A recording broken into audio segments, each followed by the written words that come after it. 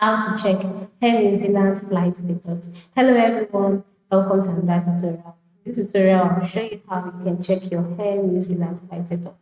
To do that, in your web browser, in the search box, just type out Air New Zealand flight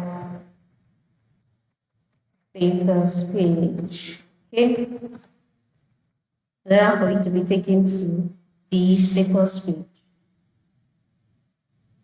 Once you're on this page, you'll see a number of options. You go ahead, click on check your flight status.